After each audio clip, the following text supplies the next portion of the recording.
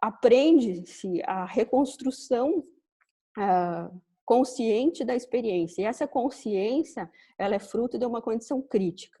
Senão eu caio no laissez-faire, no fazer pelo fazer. Eu aprendo por associação. E aqui eu estou fazendo uma associação bem clara, mais do que uma associação, mas assim, mostrando para vocês que são dois...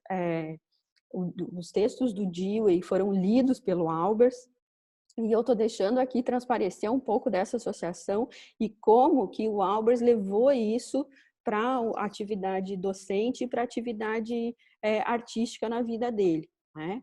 Então, a ideia das regras, das ocupações, também elas são resultados da própria experiência, mas, sobretudo, dessa reconstrução consciente, né? E aí é interessante de pensar que a percepção visual quase nunca se vê a cor como ela é fisicamente, falando especificamente dos exercícios que a gente vai ver hoje. Tá? Então, assim, esses são são notas do Albers, né? A cor é o meio mais relativo dentre outros empregados na arte. Isso que os exercícios que vocês fizeram na semana passada, a ideia da relatividade da cor, quando duas cores parecem quatro, né? É preciso reconhecer que a cor, ela sempre engana. Então, aquilo que eu vejo não é aquilo que é. Isso é física, né? Se alguém não sabe, vai ter que ler física, né? Porque, assim, isso serve tanto para colagem, para fotografia, para o que for, né? O Albers dá aquele no livro dele, se a gente for pensar no vermelho, né? Quase todo mundo vai pensar a cor pelo contexto. Então, vai lembrar daquele vermelho mais carmim, daquele vermelho Coca-Cola, talvez, né? E aí vai fazer... Porque é uma associação também. Uma cor, ela deve ser analisada por contraste e comparação à outra. E essa é a chave de todo o livro dele, né? A interação das cores. Então, é o princípio de como uma cor articula ou interage, né? Ou com outra, e aí a leitura, ela se dá, ou a percepção, ela se dá por comparação e por contraste, né? A prática precede a teoria. Então, é importante isso, porque assim, a questão da experiência por si só, a ação, né?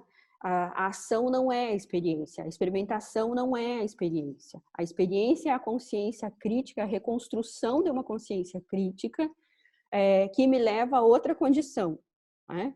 Então, a ideia de que a prática, ela precede a teoria, porque é na prática e na ação, né? E pensando, sobretudo, que eu aprendo o que eu pratico. Então, eu tenho que aprender com aquilo que eu pratico. E aquilo que eu pratico, ele não é necessariamente uma coisa fechada, a não ser só vai ser fechado, só vou repetir, e eu vou acabar repetindo aquilo no momento em que eu não tiver mais uma reconstrução consciente e crítica dessa minha própria experimentação. Ou seja, eu não tenho experiência, mas eu continuo fazendo, né? O fato físico, ele não é coerente com o efeito psíquico. Então, assim, uma coisa é a cor física e outra coisa é o que eu sinto daquela cor, né? É o blue, o efeito blue, né? As cores frias, que sobrepõem, que pressupõem uma leitura mais solitária, às vezes até mais triste, né?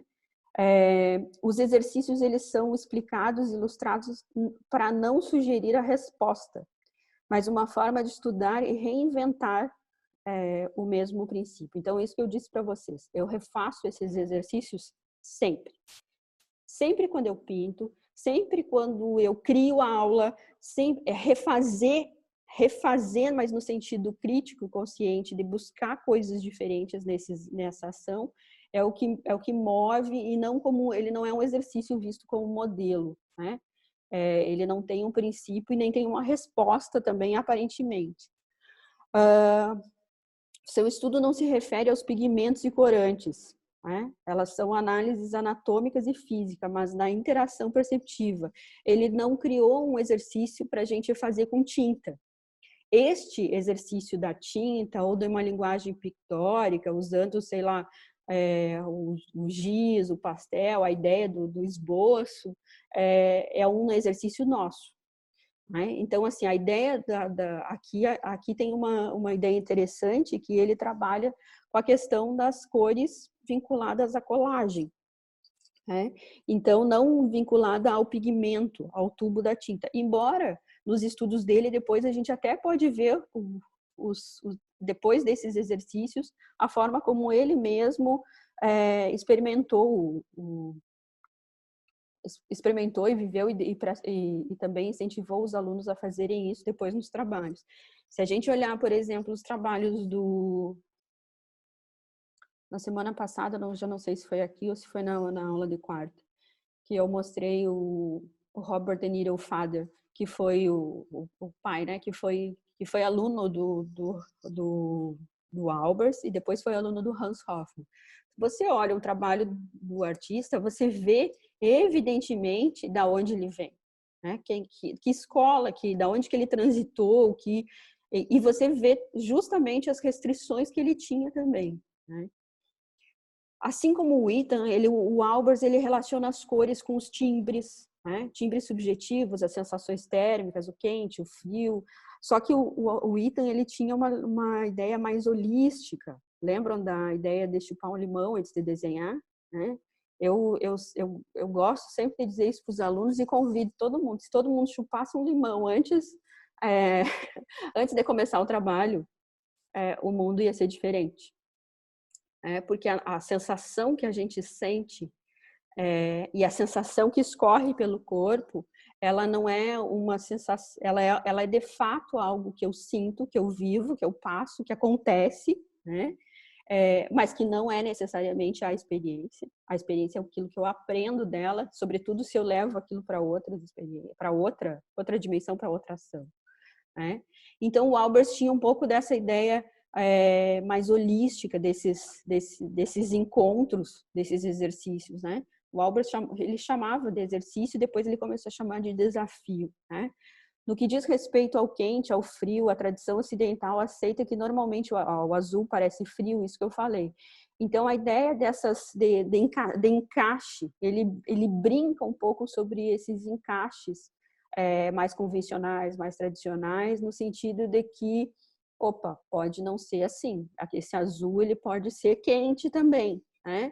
Ele pode ter uma conotação mais quente, dependendo do contexto de onde ele estiver. Então, ele brinca um pouco com essas qualificações, né?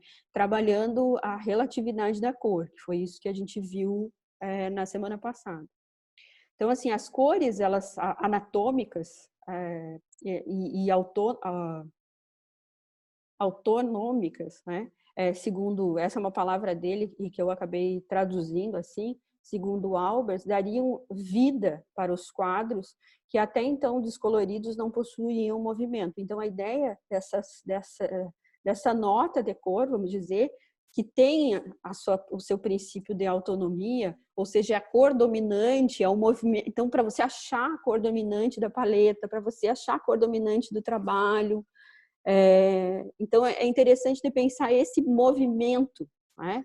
E como que eu atribuo esse movimento, né?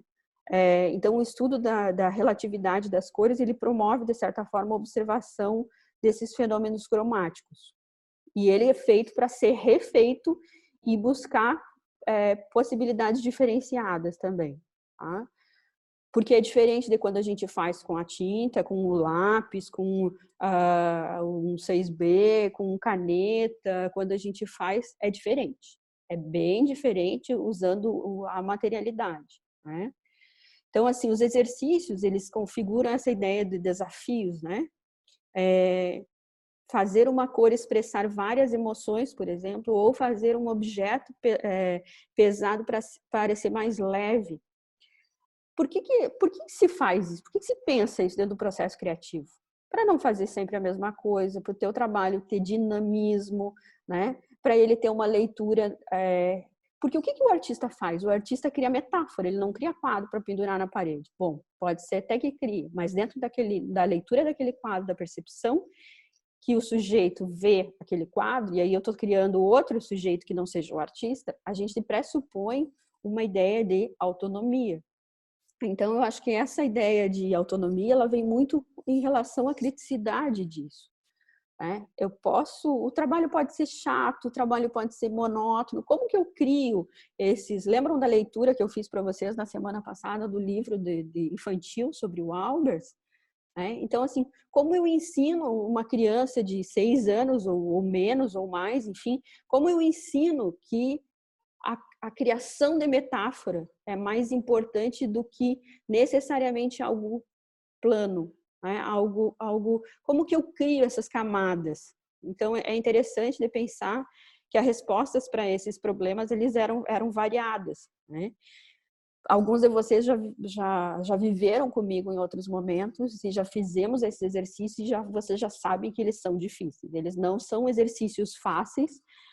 Alguns exercícios são muito difíceis. Hoje nós vamos fazer um que é muito difícil de acertar e de pensar nisso. E aí eu fico pensando assim, bom, como que ele me mostrou isso usando essas formas mais geométricas? Como que eu levo isso para o orgânico? Como que eu levo isso para a minha paleta?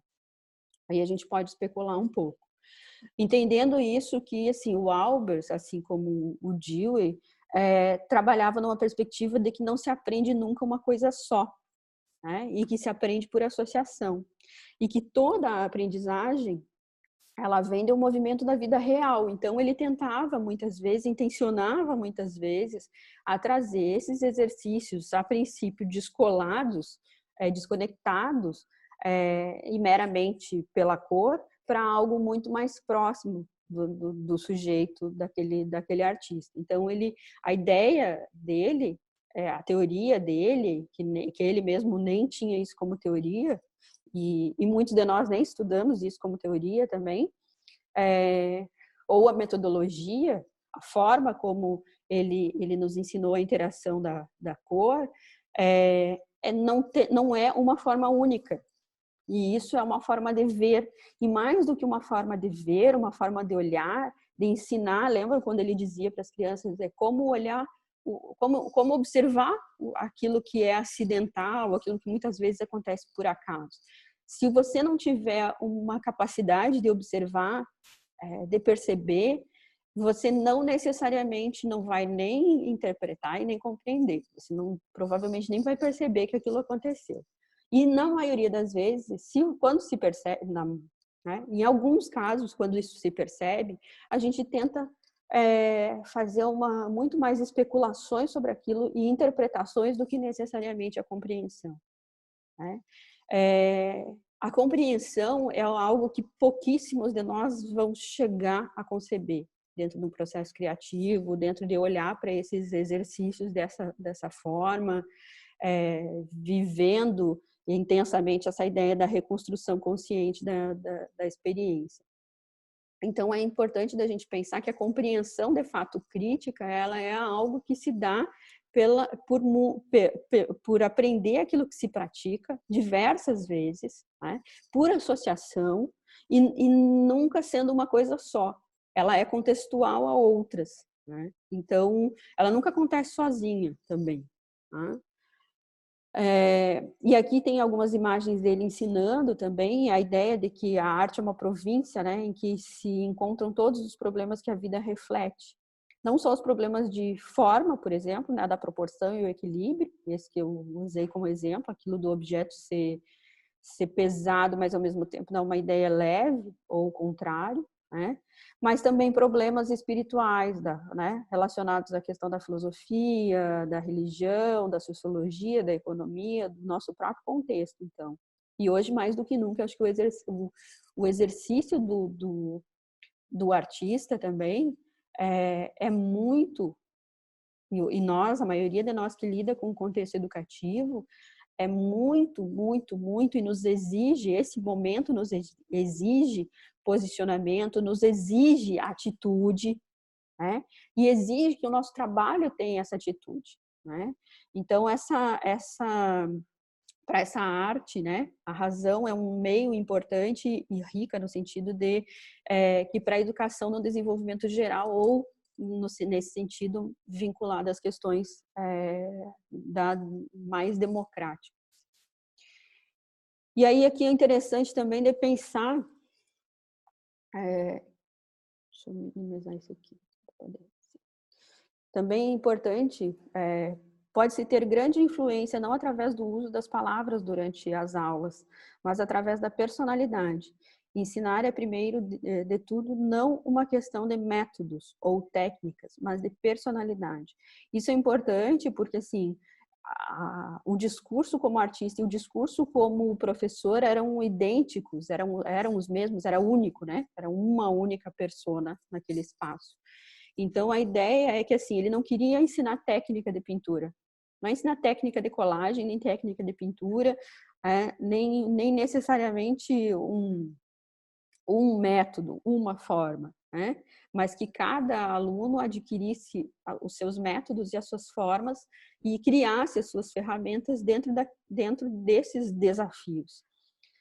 Bom, se a gente for pensar isso no contexto educativo, a gente está bem longe, na maioria das vezes, porque hoje o que as pessoas querem é resposta e resolução de problemas, né? E considerando a questão pragmática, no sentido, né, rápido. E se a gente for pensar, a questão pragmática não é assim, né? Ela exige, de fato, com que você tenha, com que você viva intensamente, mas que não você resolve, porque aquilo tem um impacto naquele contexto em que você está. E aquele impacto necessariamente te leva a outros problemas, a outra problemática. Então, aqui a gente tem uma outra derivação ainda, né? Que é o contexto da educação, dessa forma de se posicionar, e isso tem muito a ver com as coisas que a gente faz aqui, né? No estúdio de pintura Apotec, né? E essas são palavras do Albers mesmo, né? As nossas tentativas de educação em arte, primeiro, devem ser a ensinar o aluno a ver no sentido mais amplo, para abrir os olhos para o fenômeno sobre ele, e mais importante de tudo, para abrir a sua própria vida, ser e fazer, que também é a máxima do Dewey, né? Não só do aprender fazendo, mas o sentir, agir, né? E aí, assim, o sentir, agir fazendo, a questão do agir, né? Agir quer dizer se posicionar, quer dizer não ficar numa sensação, numa coisa contemplativa ou passional, né? E tem uma coisa da luta nisso, dessa interação, né? E essa luta, ela pressupõe uma coisa entre as contradições, entre campos, né? Entre as oposições. E aí também essas são fragmentos de palestras que ele tem no site dele, que tá lá na Albers Foundation, que eu recortei e colei, que vocês já viram isso em alguns também na aula de quarta. Aqui só tem alguns fragmentos, né? Se devemos aceitar a educação como vida e não como uma preparação para a vida, devemos relacionar todo o trabalho escolar, incluindo o trabalho de arte. Então, esse trabalho de arte é muitas vezes o que não acontece no currículo, mas que acontece fora dele. E aqui a gente está fora de um espaço, né? do curricular no sentido de graduação e mesmo de pós-graduação, né? Então, como que a gente relaciona esse trabalho de arte dentro de um contexto do nosso próprio cotidiano, né? Não é suficiente para memorizar interpretações históricas ou as visões estéticas, enfim, e, apesar disso ser importante, né, de saber né, esses acontecimentos, mas para você também incentivar a expressão, não para incentivar a expressão meramente individualista, mas para a gente muito mais ter ideia do contexto da onde viemos, né? Ou nesse sentido de onde estamos agora e o que o meu trabalho faz nesse lugar de agora, né?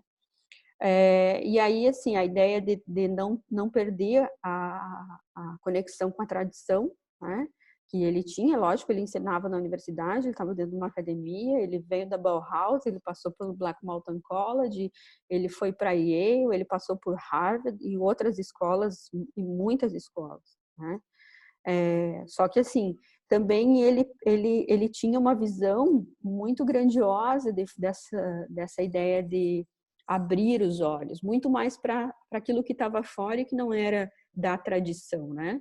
Quando ele escreveu para o Kandinsky que o México, por exemplo, era a terra prometida no sentido e que depois ele veio para a América do Sul, e que ele escreveu que essas terras, elas tinham as imagens eram vinculadas à natureza, era um convite ao artista perceber de outra forma esses outros meios. E isso são relatos e cartas que eles trocavam, justamente pensando a questão do que era de fato essa experiência no processo criativo. Então, estão conseguindo ver? Marta, só me dá um okzinho. Flávia, tá conseguindo? Tá. Vocês devem estar ouvindo no fundo aí a Sofia, provavelmente. Lá longe ela está fazendo a aula dela ali aqui do lado, tá? Então, assim, ó, agora eu preciso que vocês fixem nessa mesa aqui, que é onde eu vou estar. Vamos ver se vai funcionar. Tá? Não necessariamente na minha aqui. O que a gente está hoje, a proposta era fazer 2 exercícios, um da intensidade e brilho, né? Deixa eu botar aqui para ver se vai funcionar. Vocês estão me ouvindo bem? Posso começar? Tá. Sim, dá para ouvir. Tá. Dá para ouvir. Tá, eu só consigo ver a Marta aqui. Então, assim, antes de falar da intensidade do brilho, ainda sobre a relatividade da cor, né, e da forma como a gente pode propor isso, né? Isso são, por exemplo, são guardanapo de cozinha, né, em que eu vi lá na Albers Foundation também eles têm, e essas propostas para criança e com Sofia a gente tem testado é ótimo, né? Assim, a gente tem brincado um pouco com isso, né? Então eu recortei alguns papeizinhos, alguns são de revista e outros não, ó, né? Peguei os guardanapos lá da cozinha e para mostrar para ela a mágica que o Albers faz, né? Porque essa cor é totalmente diferente dessa. Não sei se vocês conseguem ter um... Deixa eu colocar o meu no mudo aqui.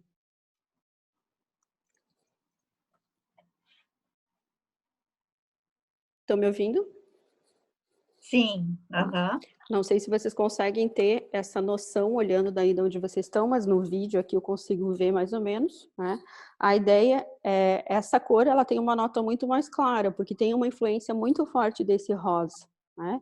É diferente dessa nuance mais salmão, né? Ó, mas é a mesma cor que parecem duas, por causa do fundo. Então, quando a gente pinta e quando a gente mexe nas cores, a gente tem que ter essa noção.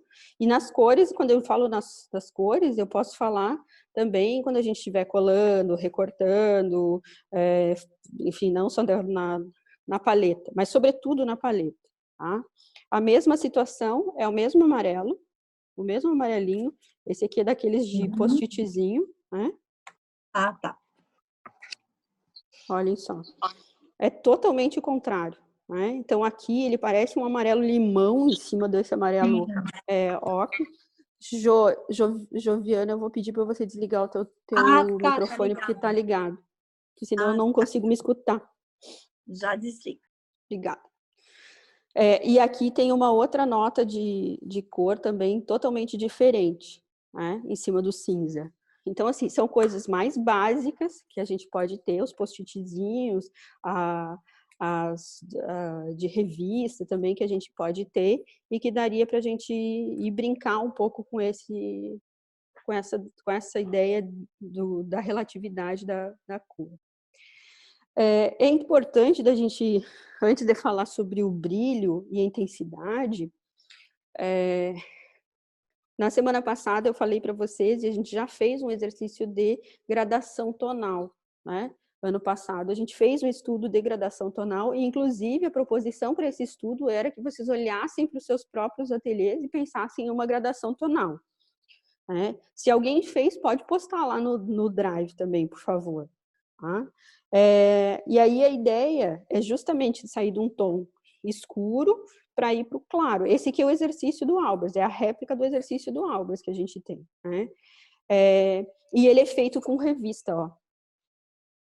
Assim, de pertinho dá para ver. Ele tem uma luminosidade diferente. Então, eu sugiro que quem não fez uma coisa assim, entre um estudo de gradação mais formal, né, de paleta, que faça, tá? Por quê? Para a gente poder pensar intensidade e brilho, a gente tem que ter o estudo da gradação um pouco mais definido e um pouco mais elaborado. Então, assim, antes de fazer a intensidade, é necessário fazer a gradação. Aqui eu tenho outras derivações dessa gradação, ó. Aqui dá para ver bem que é revista. Tá? Então, assim, tem um movimento que sai do escuro e algo que vai para o claro. Não necessariamente tão detalhado quanto esse outro aqui, né?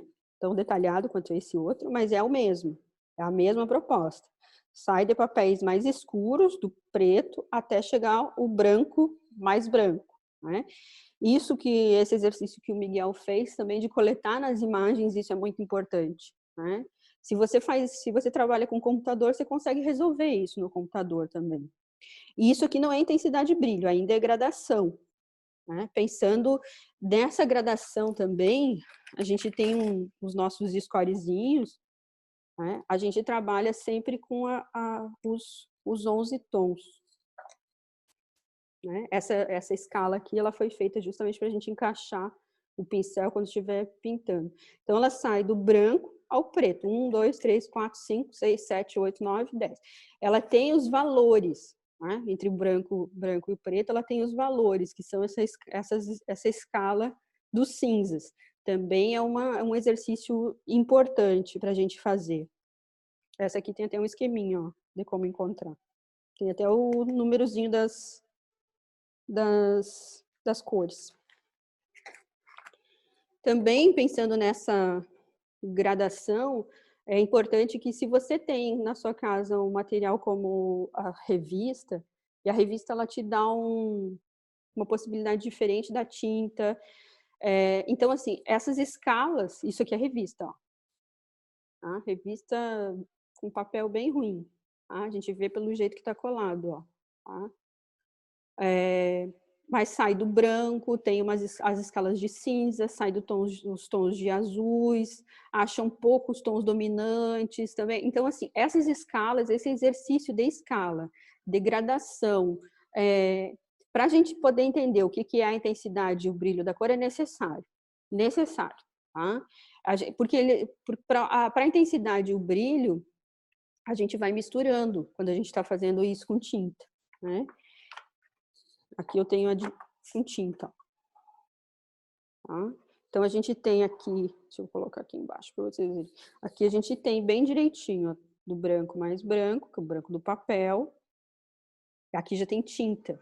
Isso aqui é guache. Então, aqui a gente consegue ver um pouco das camadas também. Tá? Então, a gente tem Eu gosto de trabalhar sempre com os 11 tons, né? Mas é mais fácil a gente chegar até o 7º. Tá? Então, assim, quem tem que fazer isso mesmo se você usa revista.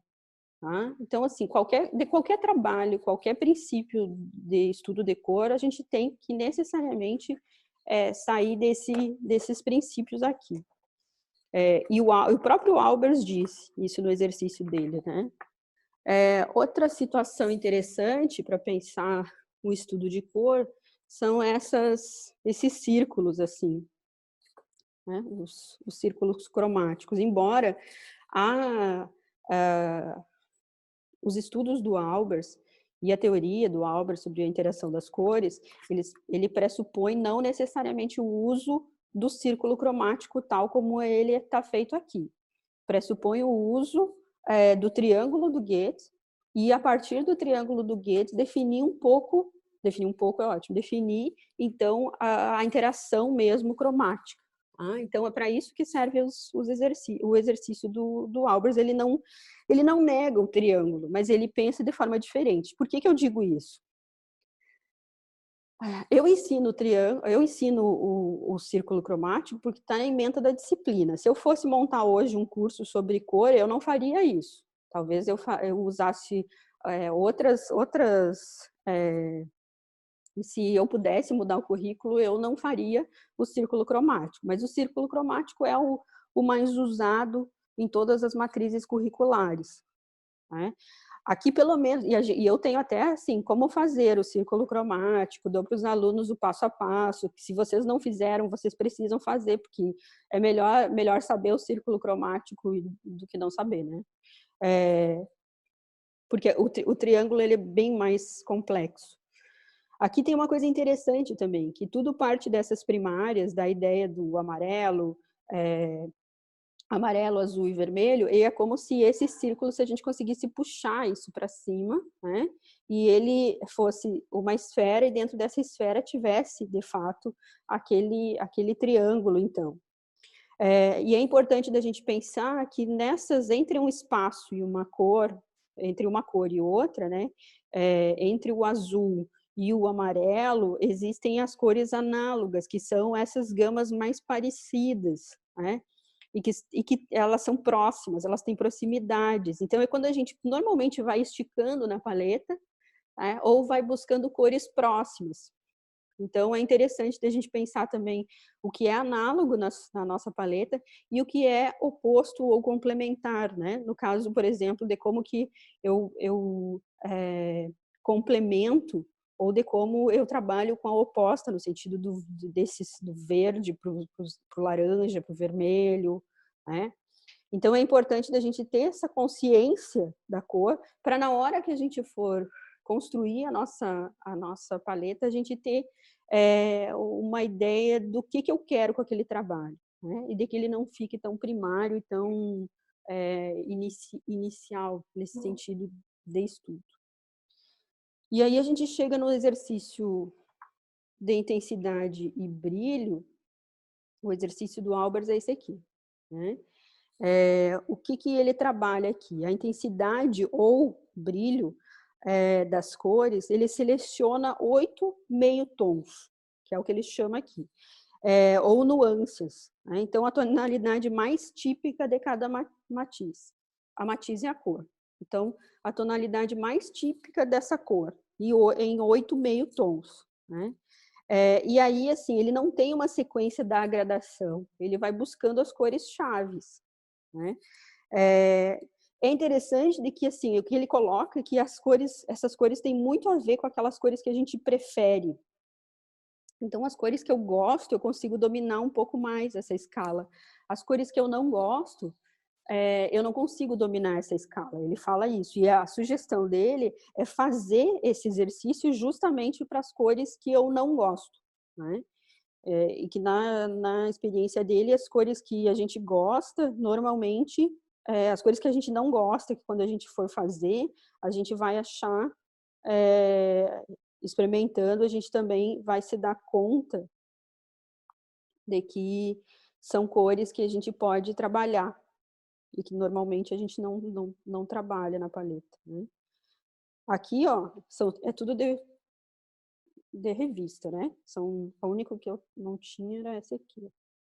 E ainda assim, a gente vê a diferença, ó, como ele fica mais intenso. Tem sempre uma escala, uma chance de erro isso, né? Por exemplo, eu vejo que aqui tem um tom, nessa escala aqui está mais correto, ó. Essa escala aqui está mais correta, né? Aqui. Essa tonalidade de rosa está mais próxima do que essa que eu tenho aqui, ó, tá? E esse laranja aqui, ele está bastante mais claro do que esse. Então, seria uma outra... Embora aqui também seja de revista, ó. Isso aqui tudo é de revista, tá?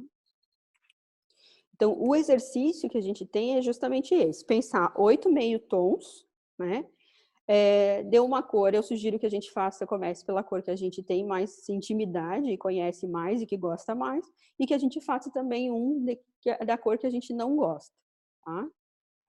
Que eu acho que é uma coisa interessante. Eu estou vendo alguns de vocês aqui recortando e colando também já, né? que já estão tentando nessa tentativa também. É importante da gente pensar aqui que a preferência e os preconceitos, eles resultam necessariamente da seleção. Nada aqui é aleatório quando eu escolho, quando o meu olho escolhe a cor, quando o meu cérebro escolhe a cor, não é aleatório. Né? E isso que é muito importante, ainda mais se a gente está procurando a cor no papel colado na revista. Né? Aqui eu tenho outro exemplo que eu selecionei para vocês. Deixa eu tirar isso daqui. Né? Essa aqui é uma paleta básica que tem a cor dominante e as misturas. Ó, quando a gente mistura, né? É uma grade, um grid.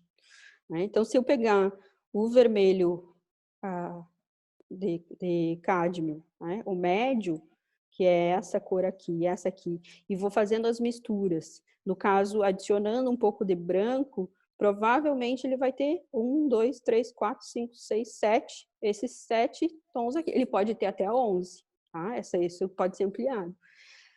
Aqui, dessa escala, eu posso tirar, por exemplo, cores que são mais dominantes. Né? Dessa matiz, eu posso usar cores que são mais dominantes. Por isso que é interessante da gente pensar como que a gente escolhe dentro daquela composição que eu estou criando. Então, assim, o meu tema, ele é chave para pensar isso, né? Seja, sei lá, se o meu tema é o corpo, é a paisagem, a natureza morta, né? Então, assim, eu posso delimitar, e aí eu vou ter mais uma paleta mais definida, e dentro das cores que eu uso, o ideal era fazer esse exercício para todas as cores que você usa. Eu recomendo, inclusive, que quando você estiver pintando seus estudos, você faça algo parecido com isso, que a gente chama de teste de permanência. Né?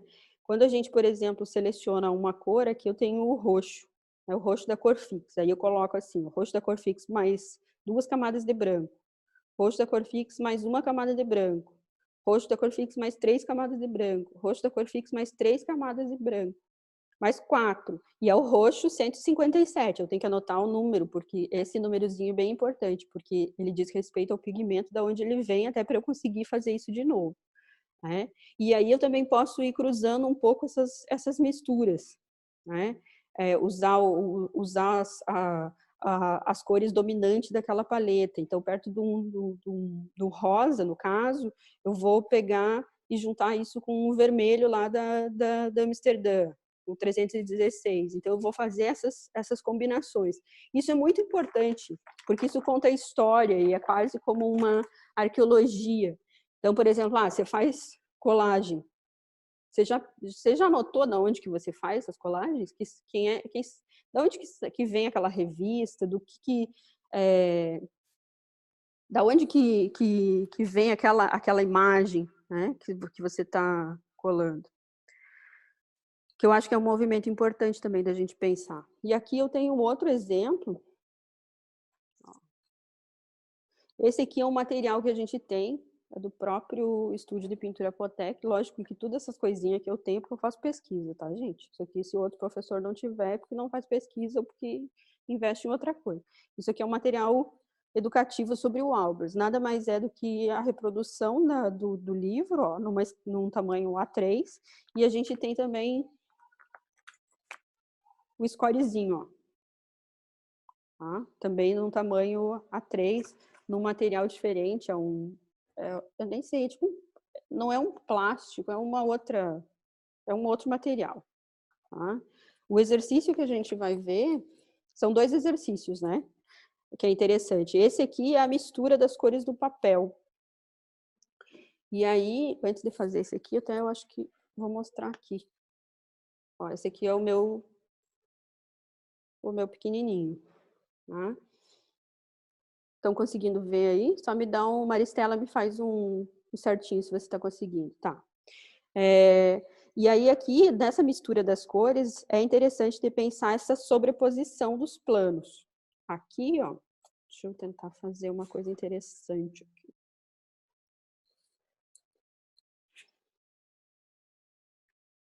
Ó, esses aqui que nem eu mostrei para vocês na semana passada, são os exercícios do Albers que eu tenho, feito com imagens de revista, alguns restos de imagem, de papel, né?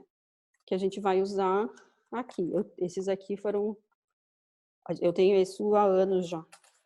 Então, alguns já estão bem manuseados. E aí, esses aqui já são os colados. Pega um papel branco, de preferência um rígido, ou, né? Para a gente poder fazer a nossa experimentação. E a ideia é usar essa mistura, fazer um pouco dessa mistura.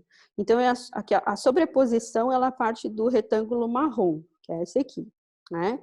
Sobre um retângulo vermelho róseo, que é esse aqui.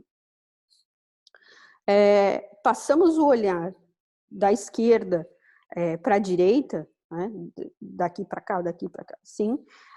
A ideia é que essa mistura, e olhando diversas vezes para essa área sobreposta, né, ela vai dar uma dimensão dos pesos também. Então, o vermelho, ele vai transparecer, né? Ele parece transparecer, tem uma certa transparência sobre o marrom, né? E aí, e vice-versa. A gente pode conseguir isso, por exemplo, e na verdade isso aqui não é uma transparência, isso aqui é opacidade, e isso é muito importante para a gente pensar. Hoje tem tintas no mercado que a gente já compra com a ideia da transparência, mas a sobreposição, ela não te dá transparência, ela te dá opacidade, né? E aí, assim, essa opacidade, essa percepção de opacidade é interessante, e assim, aqui eu consigo reproduzir o mais próximo também, porque o meu papel, ele é adesivo, ó. Vou fazer aqui. Ó, Sofia tendo aula lá. E aqui tem uma coisa interessante também, que eu quero mostrar para vocês, que é a forma...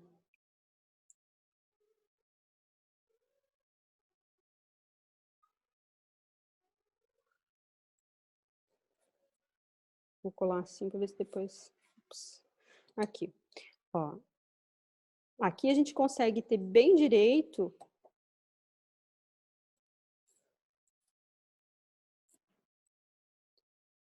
essa nuance, essa divisão entre essa peça aqui, né, esse marrom, e esse retângulo, porque isso define um pouco mais os planos. Lembra quando a Rosane falou, eu coloquei aquele branco ali para atenuar um pouco, para acentuar o limite e para também não pesar tanto o contraste? É justamente essa ideia de contraste por sobreposição e bem onde a composição cessa, onde a composição termina. Então, é bem importante da gente se dar conta de que a gente não tem como ser aleatório, né? Claro que aqui eu coloquei um papel transparente, mas depois a gente vai ver ali na outra imagem que essa sobreposição ela se dá por camada, mas ao mesmo tempo esse marrom ele pesa muito mais do que esse vermelho, né? Então a gente fica pensando qual é o que está por cima. Aqui vocês viram, eu coloquei, mas assim a gente pode se questionar assim, o que está por cima? Será que é o vermelho? Será que é a transparência? É a transparência que vem por cima. Porque se eu estiver pintando, é a transparência que eu vou fazer, ou essa opacidade aqui dessa forma triangular aqui, tá? Que está por cima. Então, assim, a ideia é a gente tentar encontrar uma mistura em que o vermelho ele fique por cima e que seja dominante. Tá? E esse é o desafio desse exercício. Então, qual é a cor que vai ficar por cima? E a gente vai ter nos exercícios ainda pensando a questão dos planos, né? Se a gente for voltar para essa aqui que fica maior, só para vocês terem uma noção de tamanho, talvez, né? Essa aqui ela já tem um score pronto.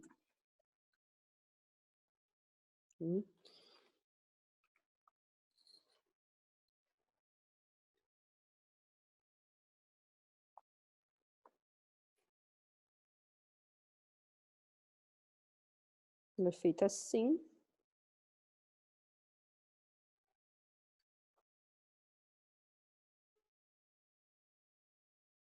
É quase mágico, né?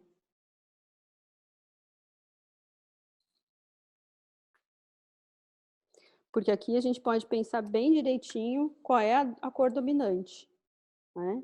E o que que pesa? O marrom, embora aqui ele não seja, vocês podem estar vendo ele mais, esse retângulo de uma forma mais marrom, e no livro, de fato, ele é, aqui para mim ele está mais ocre, né? E tem um alaranjado, esse vermelho ele fica bem mais alaranjado. E essa ideia de transparência, ela não fica tão forte quanto aqui, ó. Porque aqui, lógico, eu usei um papel transparente para dar essa noção. Ó. Que uma coisa vai sobre a outra, né? Mas essa sobreposição, essa justaposição na colagem, ela é opaca. É bem difícil esse, né? Mas esperem que tenha um pior. O próximo dele é um pouco pior mesmo, de fato, porque é a adição e a subtração. A adição e a subtração, eu ainda não me achei na mesa como que a gente trabalha aqui ainda. Estou aprendendo. Esse é o exercício de adição e subtração. Então, é importante da gente pensar aqui o que é esse exercício que ele propôs, né? É a ideia da mistura direta da luz projetada e a mistura indireta da luz refletida. Ah, ok. Mas assim, algumas vezes é fácil da gente reconhecer as sobreposições, né? Em planos, por exemplo, ele dá o exemplo da peça do teatro, né? Quando a gente vê em performances, quando usa o corpo propriamente dito, né? E em algumas composições bidimensionais também, mas isso não fica tão evidente quando a gente está misturando na paleta. Algumas vezes, e aí a ideia é que o espectro cromático, por exemplo, do arco-íris, que é o exemplo que ele dá, quando tem uma dispersão, é fácil da gente reconhecer que a luz branca, tudo converge para o branco na luz, né? Isso é um fenômeno físico, né? Isso é física, né? Mas também é interessante, e também da gente pensar que a soma dessas cores do arco-íris, ele acaba derivando para o branco.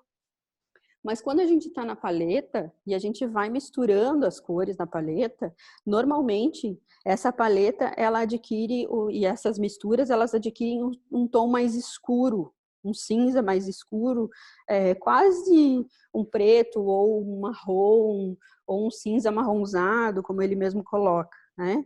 Então é interessante da gente colocar que as cores aditivas, a mistura aditiva, ela é necessariamente a luz projetada. Né? Ela é o branco, ela é a adição do branco e a luz projetada. E aí a gente tem que pensar que quais brancos que a gente está usando também, porque isso também interfere, né? Os flakes, o titânio, tudo muda também, né? Nessa variante do branco. E as cores, a mistura subtrativa, ela é a mistura dessas cores que eu tenho na paleta, ela tende a ser mais escura. Então, aqui a gente tem uma ideia dessa cor mais, aqui, aditiva, né? Porque está em cima do claro, porque tem a luz e o centro converge para o escuro, é esse aqui. Né? E essa composição aqui é muito difícil de refazer isso, porque é quase como um fenômeno físico mesmo. Mas essa é a cor é uma paleta mais passível da gente trabalhar, que é quando a gente sai do escuro. E normalmente a maioria de nós sai do escuro para chegar ao claro, e não do claro para o escuro. Lembram da ideia da aquarela, né? Quem trabalha com aquarela inverte um pouco isso. Oi? Desculpa interromper, mas você pode adicionar a Joviana? A internet dela caiu de novo. Tá. Ela tá pedindo para entrar. Eu devia ter colocado alguém de... Obrigada. Então, assim, aqui é o exemplo que ele dá, e ciente de que sendo adição ou subtração, a ideia é a ilusão da transparência. Uma transparência escura e uma transparência clara. E aí, fatalmente, o fundo, ele interfere nessa mistura, né? Então, quando o fundo é escuro, eu venho subindo, e aqui eu tenho a ideia de ilusão dessa transparência, que na verdade é a mistura subtrativa, né? Aqui, o que a gente tem aqui é um scorezinho também disso, né? Para efeito de montagem aqui, para a gente visualizar um pouco mais, né? A gente tem, então, são sempre 3 retângulos, sempre no mesmo tamanho, e eles são montados, então, sobre o tom mais escuro, porque é o que a gente se identifica mais quando a gente está na paleta, né? E aí, a ideia é justamente sobrepor isso. Vamos ver se eu acerto aqui. Ó. Então, eu tenho 1, 2 e 3. Então, aqui dá para ver bem, ó, onde está a intersecção deles, que é bem nesse triângulo aqui, ó. Aqui, como a gente fez esse exercício para mostrar necessariamente o princípio, são as cores mais aproximadas que a gente tem do próprio livro, né, do Albers. Então, é importante da gente pensar que do fundo escuro, como que eu chego nessa ideia da ilusão da transparência e que ela vai ser mais clara, né? Aqui eu fiz outros exercícios também que dá para a gente ponderar um pouco. Ó, esse aqui é o que deu... Deixa eu tirar aqui.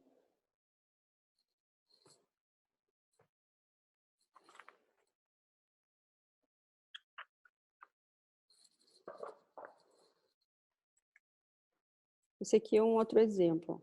Esse é o do fundo mais escuro, com uma conotação mais clara. Esse aqui eu tinha já feito, e ele já tinha colado outra coisa aqui, ó. Por isso que eu deixei ele aqui no meio, tá? E aí eu mudei o fundo, porque eu acho que eu não tinha um roxo desse aqui, e aí eu quis fazer com esse azul. Só que aí eu consegui ver bem o problema maior. Quando eu parto do escuro para achar o claro, ok. Mas se eu parto do claro para achar o escuro, aí danou-se. É muito difícil de chegar nesse aqui. Muito, muito difícil de chegar nesse escuro aqui, né? Nessa sobreposição. Que dá a ideia dessa transparência. É quase como uma velatura, assim. Mas aqui, ele não que seja mais fácil, mas eu consigo identificar, né? Saindo de um... E talvez seja por isso que quando a gente vai pintar, por exemplo, a gente usa o sépia, escolhe essas, né? Usa o sépia, o sombra natural, porque não sai direto do branco também, o que é importante, né? Então, a mesma coisa aqui, se a gente for pensar, né? A transparência ia ser muito diferente se esse fundinho aqui fosse, em vez de ser bege, fosse totalmente branco, né? E aí, assim, e aqui tem um erro que depois eu fui ver, que embora elas sejam, as formas tenham o mesmo tamanho, aqui elas estão montadas onde não tem um vértice, ó. E isso faz toda a diferença, sabe? Isso é quando a gente pinta um quadro, por exemplo, está pintando uma tela e a gente vê que o peso vai todo para um lado, né? Porque a cor, ela faz a composição pesar. É quando acontece isso aqui, né? Então, eu fui aparando as arestas aqui. Nesse aqui, deu para ver bem direitinho a ideia de que o vértice, ele equilibra também a composição.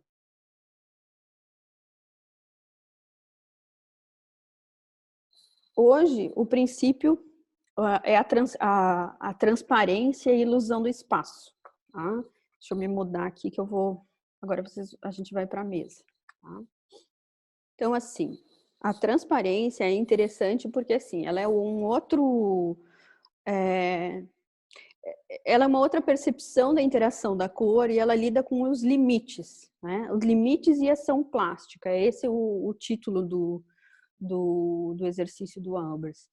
E aí no livro que vocês têm, tem 2 exercícios. Esse livro, se vocês não têm, no Drive, ele tem lá a parte colorida dele, tá? Eu acho que a Silvia colocou lá, acho que o Gustavo e o Caio também colocaram lá.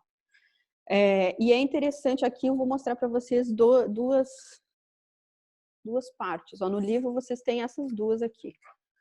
Essa do vermelho e do laranja, né, do amarelo, e essa outra composição dos cinzas, amarelos e tons mais verdes, tá? Que é igual o meu aqui, ó, que eu fiz com revista, ó. Tá vendo que tem o brilho, né? E é interessante da gente pensar 3 questões na transparência e ilusão da cor. Então, o limite da cor e a ação plástica, né? A cor ela é percebida como se estivesse acima ou abaixo de outra, né? E aí dando essa ideia de ilusão de transparência ou a ideia de ilusão do espaço, que é uma ideia que o Albert trabalhava muito bem isso no próprio trabalho dele, né? A ilusão do espaço. Uma mistura também, a transparência e a ilusão, e a ilusão, ela deriva uma mistura que depende da proporção em que se misturam as cores. As quantidades variáveis, no caso de azul e amarelo, por exemplo, elas definem o caráter de um verde. Isso revela que é possível o predomínio de uma cor geratriz. Então, a quantidade interfere na qualidade de como o meu olho percebe. Né? Então, isso é bem importante, assim, né? Em condições normais, uma mistura subtrativa, ela não é tão clara, como a gente já viu, né? Não é tão clara quanto a mais clara das cores, né? No caso, e nem tão escura. Ela nunca vai ser o preto e nunca vai ser o branco, a mistura, né? Da cor subtrativa.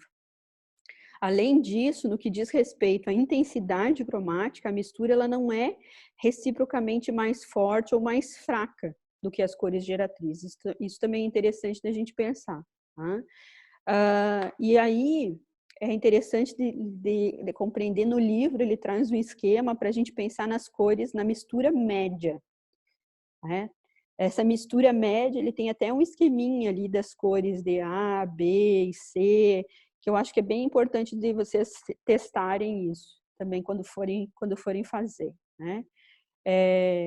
A média de todos os limites, ela é igual, né? E ela fica assim, tão suave ou demarcado, depende da quantidade também. Isso é interessante da gente pontuar. É interessante também de pensar que em ambas as interpretações, no caso desses 2 exercícios aqui, né, as cores elas são colocadas acima ou abaixo, ou uma da outra, ou uma à frente da outra, ou uma atrás da outra, né? Elas são interpretadas em termos de aqui, ali, assim, mais adiante, mais para frente, mas sempre em relação a um espaço, né? Então tem que ter um limite. Ela não escorre isso para fora dessa moldura, né? Ao exercitar a comparação e a distinção dos limites cromáticos, adquire-se uma nova e importante medida para a interpretação da ação plástica das cores, isto é, para a organização espacial da cor. Uma vez que os limites menos marcados revelam uma proximidade que implica conexão, os limites mais demarcados indicam distância e separação. Então, assim como eu posso unir os planos, eu posso afastar os planos. Isso também é bem importante para quem trabalha com aquarela, né? E aí, assim, ele também ele aborda outros exemplos dessas, né? Essa aqui, por exemplo, que é a que está no livro, de vocês, deixa eu achar aqui o meu livrinho. O aumento gradual da luminosidade de baixo para cima, né, revela-se com muita clareza do que o aumento igualmente preciso do vermelho na direção oposta. Então, é interessante a gente pensar de como que essa luminosidade ela acontece, né? De baixo para cima. Cadê o meu? De baixo para cima, né?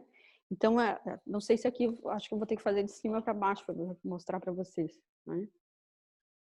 Então, ela começa naquele ponto onde ela é mais, vamos dizer assim, mais pura a cor, e aqui ela vai trazendo as misturas, né? Até ela sobrepor completamente a última faixa dessa cor mais vermelha ou mais alaranjada também.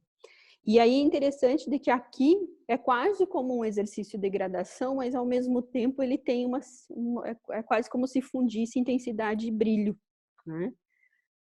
Desse outro exercício, aqui Juscelia, desculpa só perguntar naquele anterior, isso daí é papel? Como é que eu não entendi? Isso aqui é um material educativo que a gente tem, que é do Albers, e esse aqui é o livro dele, ó. Esse aqui é o livro mesmo. Não, mas aquelas cores, essa gradação, isso aqui é feito com papel? Isso tudo é feito com papel. No livro é tudo feito com papel. Vou até fazer uns aqui para vocês depois. Esse aqui eu colei, ó. Peguei os papeizinhos coloridos que eu tenho assim, ó.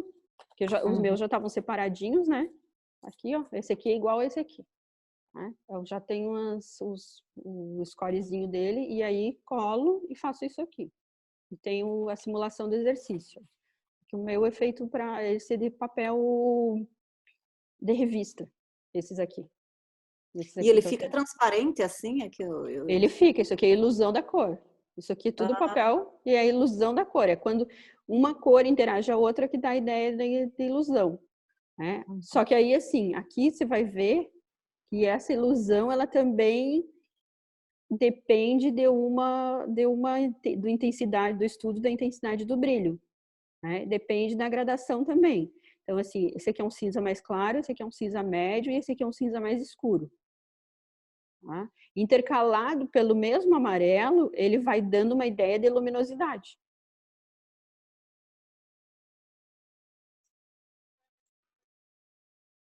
Oi?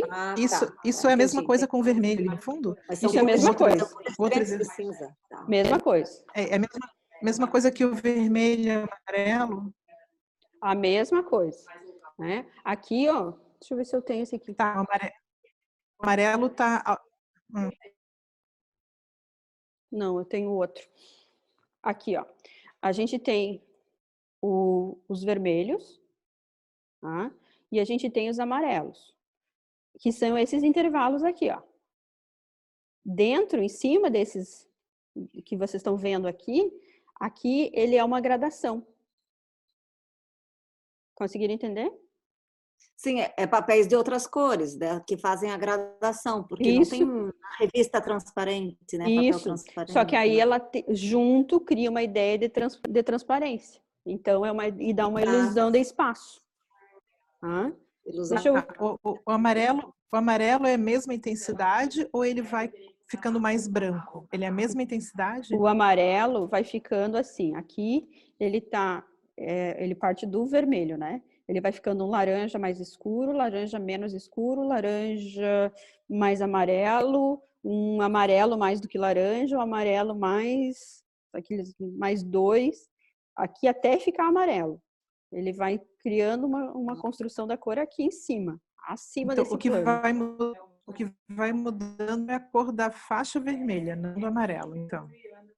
O amarelo não troca, ele é o mesmo o tempo inteiro. O amarelo do meio, que vai alterando. O amarelo do meio, desse meiozinho aqui, é igual ao mesmo do tempo inteiro. Essa quantidade é. Ok. A mesma coisa aqui, ó. Aqui é a mesma coisa. Esse aqui é um amarelo, amarelo, amarelo e amarelo. Não, que vai mudar eu só é o que queria tá aqui. entender isso. Qualquer coisa vocês vão perguntando. Aí, o livro do Albers é interessante que ele traz outros exemplos, ó. Eu separei aqui para vocês. Ele traz esse, que também tem uma grade, um grid interessante, né, de outras transparências, ó. E ele traz mais esses dois aqui, ó, que é o azul e o verde. E esse aqui, que são tons beges, cinzas, preto e sobre um tom violeta. Juscelia, qual livro é esse, por favor? Esse aqui?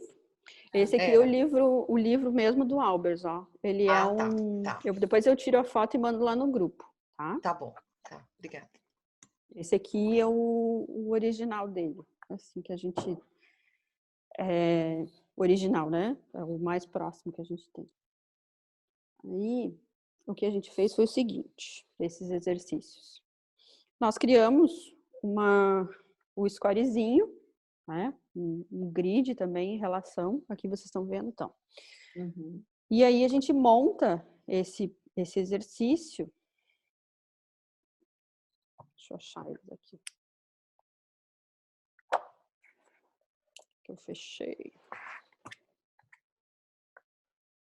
Esse é um livro bem completo. Prof, esse scorezinho ali embaixo tem lá para a gente imprimir? Esse scorezinho não tem, mas a gente pode disponibilizar, Miguel, né? Porque seria bem mais fácil, porque ficar calculando... Ó, esse é um livro que ele tem uma interação também, ó. Tá? A gente pode sim, prof. Eu tenho ele em vetor, eu posso mandar em PDF. Isso. Aí quem quiser imprimir também pode fazer isso também. Você coloca no Drive lá pra gente? Aham, coloco, pode deixar. Tá, Daí tu consegue deixar em tamanho A4, Miguel? Sim, pode ser. Ah, perfeito. Porque a gente tem ele em tamanho, olha como é legal isso. A gente tem ele em A3, mas aí eu acho que de maior para menor não tem problema. Acho que o problema seria o contrário, né? A4 é legal para imprimir, né? Porque daí dá para ficar imprimindo. Isso. Beleza, então. Olhem como muda bastante, ó.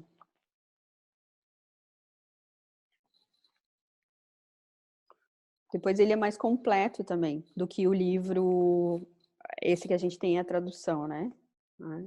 Esse que a gente tem na tradução, ele não é tão... Olha quantos exercícios tem de transparência. 1, 2, 3, 4, 5, 6. Daí já começam os outros. Nesse livro que a gente tem, só tem 2. Né? Josi, Oi. Esse que tem a tradução tem vários exercícios desses daí?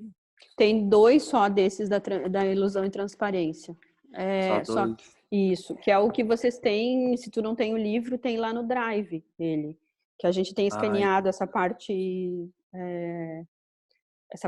essa parte colorida, né, dos exercícios. Então, assim, aqui a gente tem um scorezinho, funciona porque aqui a gente tem já a medida, né? Como é um material que é para professor, que a gente criou, a gente facilitou, vamos pensar assim, né, em boa parte. Então, assim, são 3 planos, deixa eu mostrar para vocês. Ó, vou separar. Ó. Conseguiram? Ele tá aqui do ladinho, vou deixar aqui, ó. Não sei se pega ali. Porque aqui tem a medida certinha, direitinho, que a gente consegue reproduzir ele. Mas a ideia é talvez, enfim, a ideia é estudar, né? Se você não tiver o scorezinho, também você consegue fazer. Então, é a mesma cor, ó. Dulce e André, é a mesma cor. Tá? É a mesma tonalidade de escuro. Tá? E aí... Ficou bem claro agora. Porque agora está o rebatimento dessa outra cor aqui, desse bege. E ainda tem assim também, ó. Milimetricamente ele tinha que ser bem medidinho, tá? Para não ficar 2, 2 aqui sobrou. Aí, no livro, ele coloca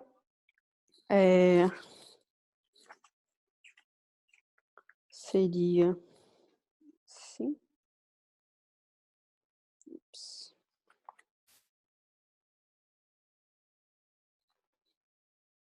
E o médio no meio. Deu para encaixar um pouquinho? Consegue encaixar? Ficou menos claro? Ou melhor, deu a ideia da transparência nesse aqui? Cadê meu? Aqui, ó. Sim, ótimo isso aí, né? Essa ótimo. passagem aqui, ó, a gente vê bem direitinho que é a transparência. É onde sai do escuro para o médio para o claro. E quando chega no claro, ele fica a transparência evidente, né? Ó. Só que assim, aqui ele não é transparente. É uma cor mais clara, né? em cima dessa cor mais escura sobre essa cor clara, rebatida com esse tom do fundo. Então, ele é o reflexo. Tá? É por isso que se chama ilusão do espaço. Ó. Vou fazer de outro, pra gente experimentar. Eu tenho mais 2 ou 3 aqui deles.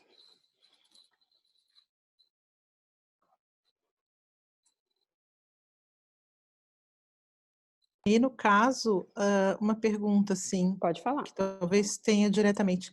As coisas mais transparentes, elas dão a ilusão de mais distantes e as mais Isso mesmo. vívidas, mais próximas, né? Isso mesmo. Tá. Ó, deixa eu virar ele assim para ver se se encaixa melhor para vocês.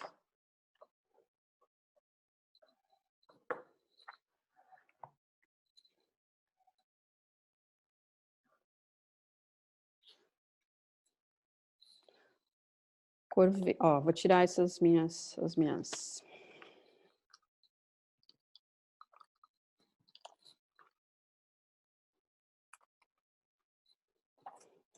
Esse é um material para professor, né? A nossa ideia era trabalhar isso com professores, enfim, eu trabalho isso com os meus alunos nas primeiras fases para a gente poder usar o material. É uma pasta com 10 exercícios do Albers. E alguns dos exercícios como esse, eles têm coisas que no livro não tem. Né? Então tem uma parte que é para o professor e outra parte que era para ele usar com os alunos. Então a ideia é assim, aqui tem os verdes, o roxo, o vermelho. Aqui quase um vermelho chinês, assim, né? E aí eu vou colocar os amarelos. O amarelo é quase como um amarelo ouro. Ele não tem transparência nenhuma, é a mesma cor. E esse é um papel já, ele não é duro, ele tem um certo brilho e o Miguel fez ele exatamente na cor que era o exercício, né? Então, assim, a gente fez para a pessoa não errar, né? E para ela saber de onde vem a mistura. Alguém quer perguntar? Eu queria saber que papel é esse. Esse aqui? É, colorido. Esse que eu estou usando aqui em cima? Isso, exato. Ele é um sulfite. Não sei se tem um nome específico, Miguel. Ele parece um papel de embrulho de presente, sabe? É porque eu achei que era um coucher, não é um coucher, então. Olha. Ele é um coucher bem fininho. É tipo uma de página de revista, assim.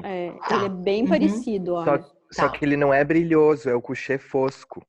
Tá. Joia. Obrigada. Ele é assim, ó. Ele parece papel de embrulho de presente mesmo, sabe? É um pouco, Sim. não é mais grosso que a revista e menos que aquele sulfite que a gente usa para desenhar. Uhum. E aí, assim, aqui a gente cria a ideia, né? Vamos criar vamos ver. O tom mais escuro. O tom médio e o tom mais claro. Aí aqui a gente tem o escuro, o médio e o claro. Aqui o encaixe não tá bem assim, né? Conseguiram perceber um pouco onde está a transparência? A ilusão da transparência aqui, ó. Dá para ver bem nesses tons mais claros aqui. Até nesse verde aqui a gente consegue ver bem, ó. É quase como uma trama, né? Ele cria uma ideia. E, assim, eu olhando para o vídeo aqui na minha frente, eu consigo ver até uma ideia de... É como se tivesse uma trama e ele dá a ideia de tridimensionalidade também, sabe? A ilusão do espaço. Ele cria profundidade. Vamos mais um? Dá tempo ainda?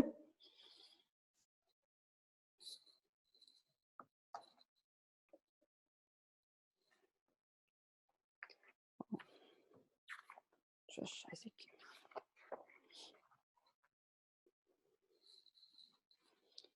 Aqui também a gente tem outro gridzinho, ó.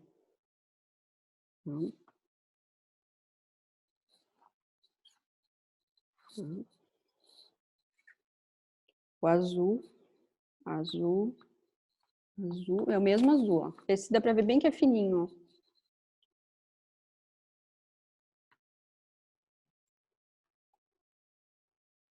O verde é o mesmo tom, mesmo tom. Todos têm o mesmo tom. Todos são iguais.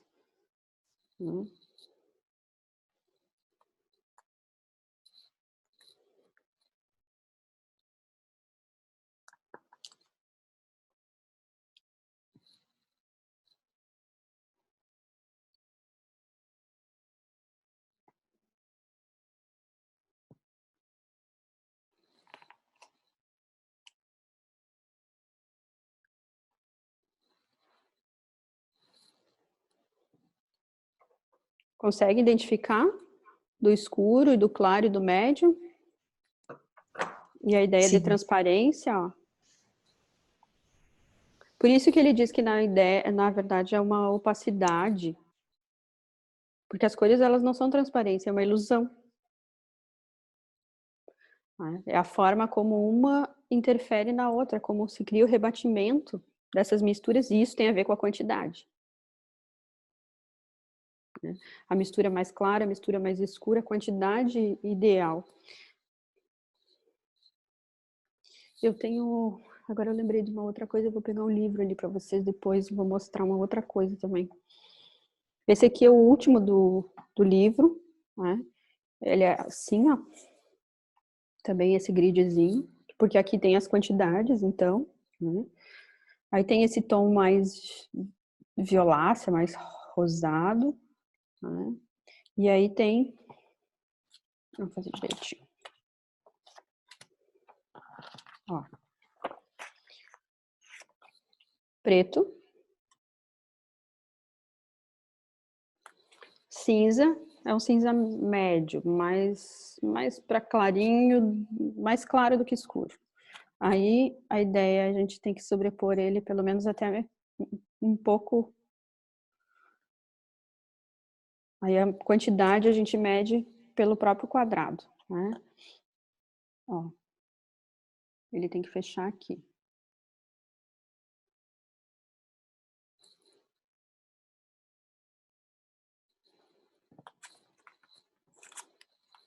Mede no meio.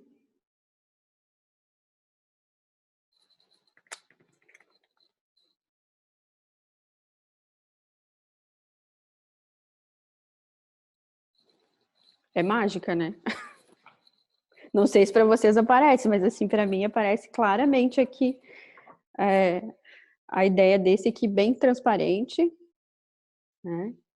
Esses aqui ele quase se funde, mas eles ainda não são...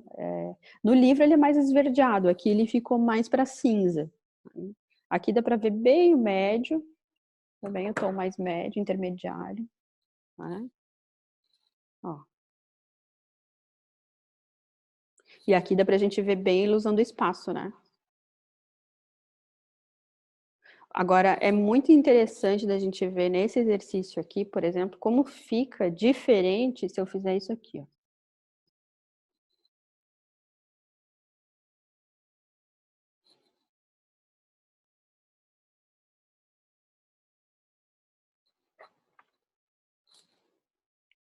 Aí já quebra tudo, entende? Entende quando a gente fala em quantidade, é o tamanho. Conseguem perceber? Que isso, assim, muda muito da transparência? Embora ele ainda tenha essa composição, ele tem um peso. Ela tem um peso muito maior nessa área aqui, né? E esse peso é dado pela quantidade. É muito diferente de quando esse tamanho, necessariamente, ele é medido pela quantidade exata, que é, no caso, aqui especificamente, a quantidade é esse quadradinho aqui, ó. Né? Eles são iguais é igual para todos. São iguais para todas as três formas, ó. Isso se chama harmonia da cor.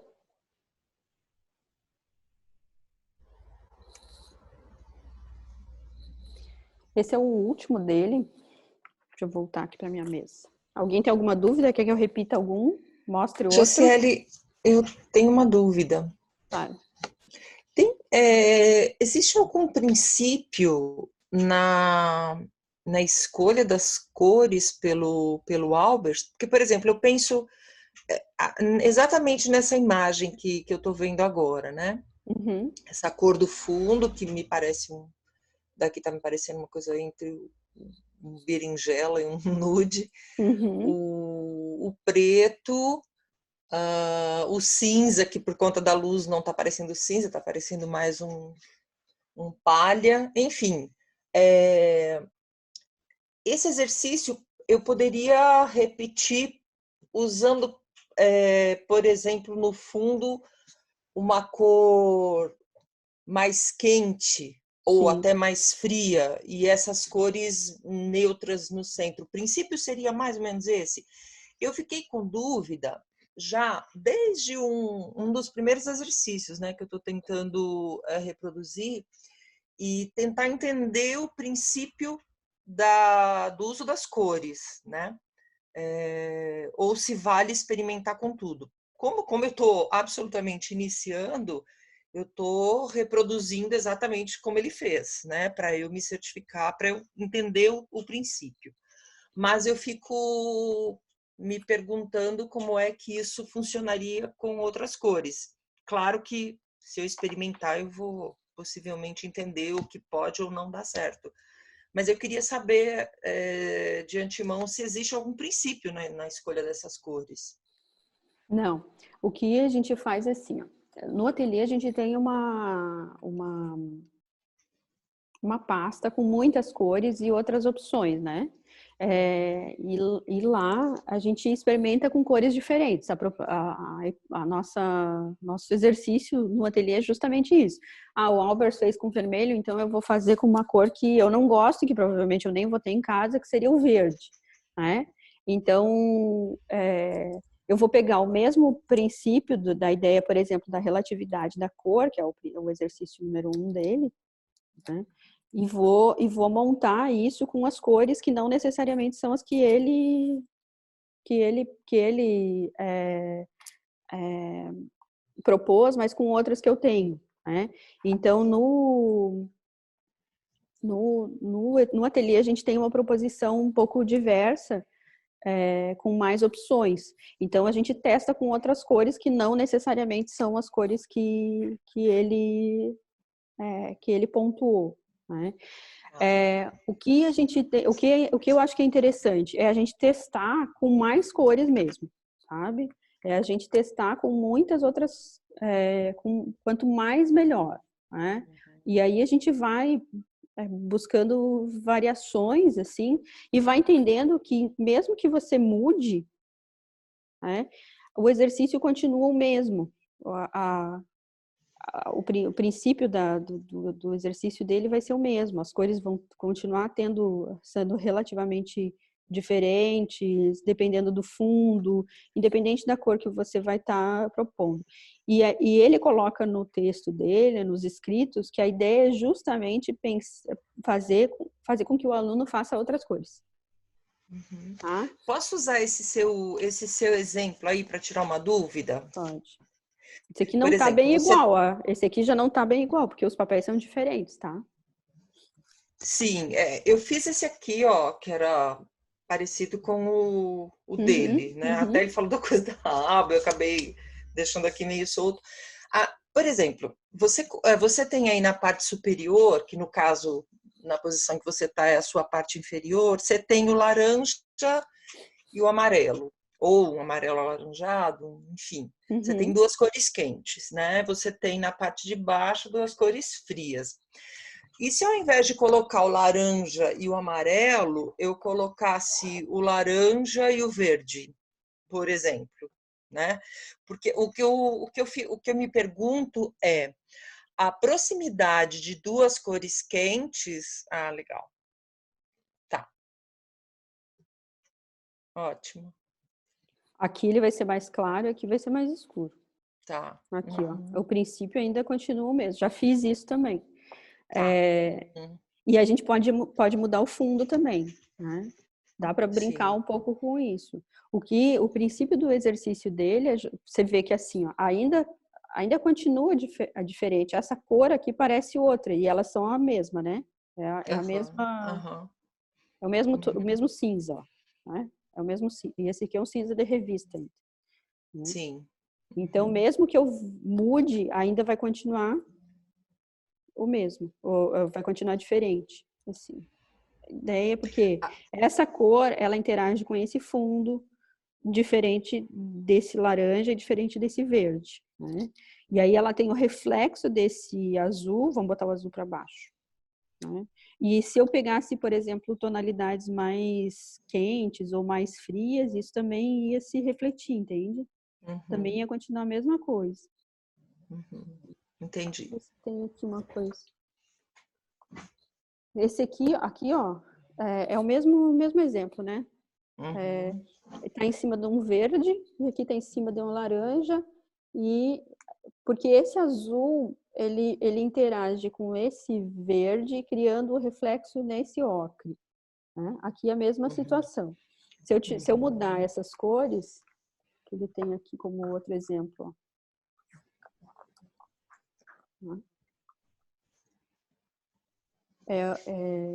É o mesmo cinza, né? Esse e esse cinza são iguais, né? Mas olha em cima do verde como ele fica. Né? Em cima do... uma cor em cima da outra, ele já dá uma diferença também grande. Dá para fazer com outras cores, sim. E a ideia é que ele diz que é possível fazer e se deve fazer. Não se deve fazer só com essas cores, né? Esse foi uma forma que ele achou. Mas a gente pode ir criando outros também. Tá? Não necessariamente essas sejam a mesma, né? Eu posso ainda criar mais elementos aqui. Claro que aqui vai depender muito da quantidade, né? Ainda assim, ó, aqui tá mais claro do que aqui, né? Um vai estar sempre mais claro, o outro vai estar escuro, e são cores diferentes, então são misturas diferentes de cor. Tá? O que você pode fazer, por exemplo, é fazer uma gama de exercícios só com quente, outra só com tons frios, outra só com pastéis. Isso também é bem interessante, assim. A gente já fez uns. Eu acho que lá no site você acha também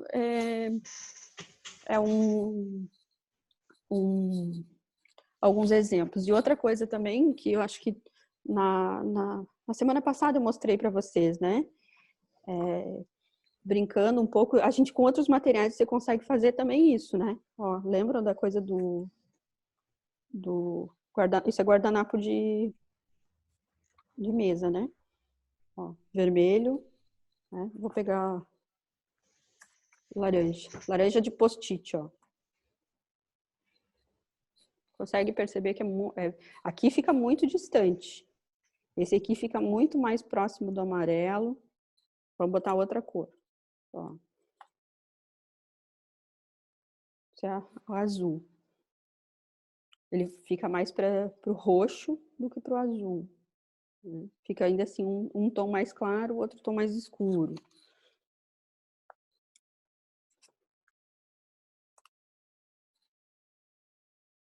Olha como fica diferente. Então, você pode usar com outros, não só com outras cores, mas com outros elementos.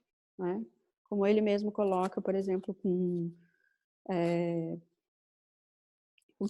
tecido. Isso é a atividade que está no site dele, lá na Albers Foundation. Olha aqui, mais um. E com tons diferentes também, né?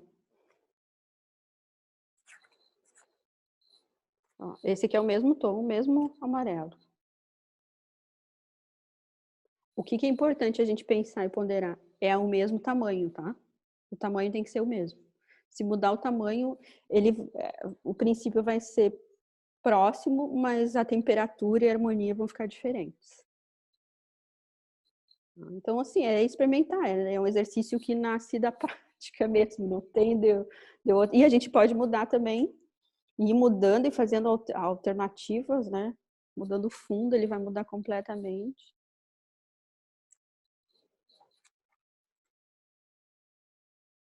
E aí você que vai aumentando também, né? A possibilidade do fundo e da quantidade. É quando 1, 2, 3, 4, vão aparecer 1, 2, 3, 4, 5, 6 cores. São cores diferentes. Tem que testar. Mas você pode fazer com outras cores, deve fazer com outras cores, inclusive. Essa é a sugestão que ele dá. Certo, queridos? 12 e 10, imagina. Eu espero que tenha sido também interessante. É o desafio, né? Como eu disse para o Fábio, é desafio. É por isso que não é simples. Não é fácil também.